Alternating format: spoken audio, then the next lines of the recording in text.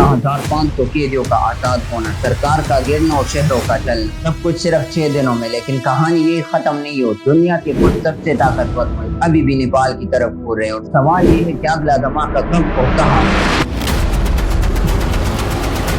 Video को आखिर तक जरूर देखना और अगर वीडियो पसंद आए तो वीडियो को लाइक करके चैनल को सब्सक्राइब करना ना भूलिए ताकि हमारे नई आने वाले वीडियो आप तक बर वक्त पहुँच सके। दुनिया भर में माउंट एवरेस्ट की बुलंदी और पुराने मंदिरों की रूहानी खूबसूरती के लिए मशहूर है, लेकिन 2025 में यही नेपाल एक ऐसे जंग का मरकज बन गया जहां से एक धमाकेदार युद्ध अपराइजिंग शुरू हुई। इसे दुनिया ने नाम दिया जेन्स प्रोटेस्ट।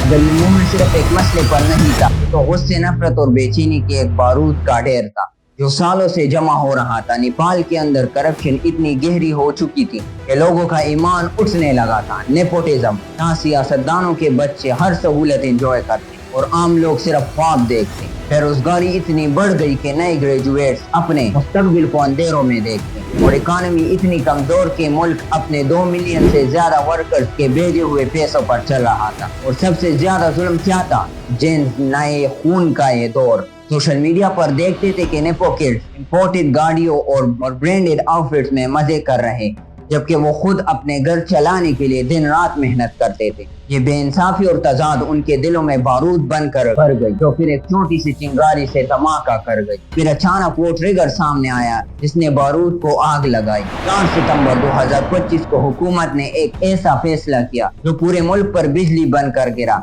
एक दिन में 26 बड़े सोशल मीडिया प्लेटफॉर्म बंद कर दिए गए। जी हाँ, Facebook, Instagram, WhatsApp, Twitter, YouTube और बाकी तमाम ऐप जो नेपाली जिंदगी का हिस्सा बन चुकी थी, सब कुछ बंद। लेकिन प्रोटेस्टर्स पीछे हटने वाले नहीं। वो पार्लियामेंट को घेर लेते, दीवारों पर लिखते हैं you look the wrong fight, एक क्लियर पैगाम, अब ये लड़ाई रुकने वाली नहीं। और शाम होते होते हुकूमत ने प्रेशर में आके बैन उठा दिया, लेकिन अब देर हो चुकी थी, आग लग चुकी थी। 9 सितंबर अब सीन और भी खौफनाक हो जाता है। कर्फ्यू लगाने के बावजूद लोग घरों से बाहर निकल आते हैं। हालात इतने खराब हो जाते हैं कि प्रोटेस्टर्स पार्लियामेंट बिल्डिंग, सिंघा दरबार, सुप्रीम कोर्ट और बड़े सियासतदानों के घर तक आग लगा देते। ये आग सिर्फ इमारतों में नहीं थी बल्कि जवानों के दिलों में जल रही थी। मगर इस हंगामे का सबसे अफसोसनाक मोड़, फॉर्मर प्राइम मिनिस्टर जलानाथ कनाल की वाइफ आग में जलकर जान से हाथ धो गई। फाइनेंस मिनिस्टर विष्णु पटेल पर हमला होता है, पूरी सरकारी निजाम एकदम से हिल जाती और पूरे नेपाल पर एक ही सवाल मंडराता है, अब अगला दिन क्या लाएगा? और फिर वो पल आया जिसने नेपाल की सियासत की बुनियाद हिला दी। 9 सितंबर की रात prime minister KP Sharma Oli ने अफरा तफरी और खून खराबे के दरमियान इस्तीफा दे दिया। मुल्क की सबसे पावरफुल कुर्सी अब खाली हो गई,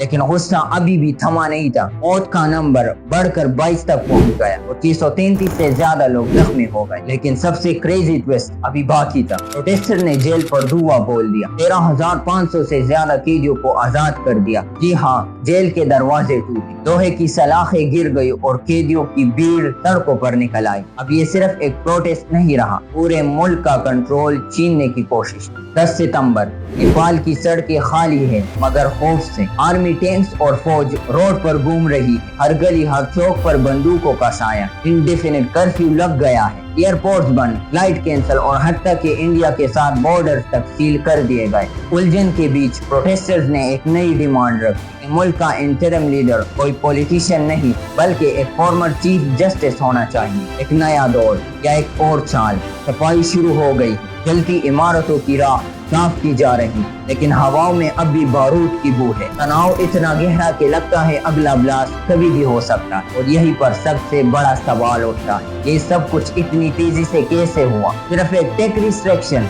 सोशल मीडिया बैन, इस तरह सिर्फ कुछ दिनों में बैन से बर्निंग बिल्डिंग्स तक पहुंच गया। क्या ये अवामी गुस्सा था जो सालों से दबा हुआ था, या फिर कोई छुपी हुई साजिश जो अंधेरों में लिखी गई? और अब कहानी अपने सबसे हैरत अंगेज मोड़ पर आती, असल राज। सवाल ये है, क्या ये सब कुछ वाकई ऑर्गेनिक था, यानी जवानों का अपना गुस्सा जो सड़कों पर फट गया, या फिर ये एक प्लान की गई साजिश थी? सोशल मीडिया प्लेटफॉर्म्स जैसे ट्विटर पर कुछ लोगों ने इसे Gen Z regime change tool kit का नाम दिया। मतलब एक ऐसा नया तरीका जिसमें digital mobilisation, leadership, leaderless groups और इंस्टेंट वायलेंस को यूज करके एक हुकूमत को हिलाया जा सके। दूसरी तरफ उंगली उठती है अमेरिका के सो कॉल्ड डीप स्टेट पर या फिर चाइना के इन्फ्लुएंस पर, क्योंकि नेपाल दोनों जायंट्स के दरमियान एक स्ट्रेटेजिक जगह है। लेकिन फंडिंग कैसे हुई, कहां से इतना पैसा आया, या अभी तक ये क्लियर नहीं है। लेकिन प्रोटेस्टर्स की रफ्तार ने सबके दिमाग घुमा दिए। इन सब के बीच ह्यूमन राइट ग्रुप्स, यूएन और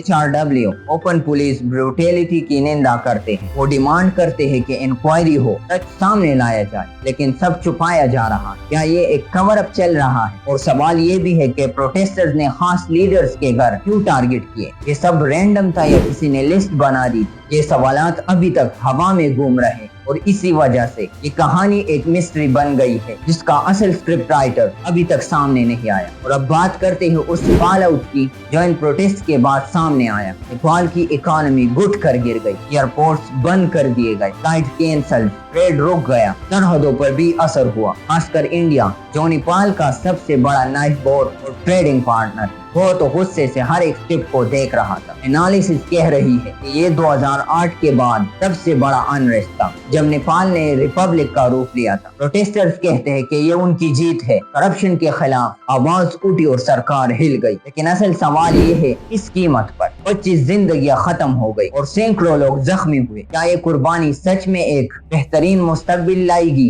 या सिर्फ एक नया चॉइस? और यही से आता है हमारा फाइनल क्वेश्चन कि क्या ये राज हल हो गया या नहीं? बिल्कुल नहीं। आज भी कंस्पिरेसीज हवा में घूम रही है, लेकिन जो चीज सबसे क्लियर है, ये कहानी असल में एक जवान नस्ल की है जो तब्दीली चाहती थी, जो सिस्टम से तंग आ गई थी। अब फैसला आपका है, क्या ये एक ऑर्गेनिक रिवॉल्यूशन था या फिर कहीं से कोई हिडन हैंड्स इसे कंट्रोल कर रहे थे? कमेंट सेक्शन में अपनी कीमती राय का इजहार जरूर कीजिएगा। तब तक के लिए अपना ख्याल रखिए, मिलते हैं अगली शानदार वीडियो में। सब्सक्राइब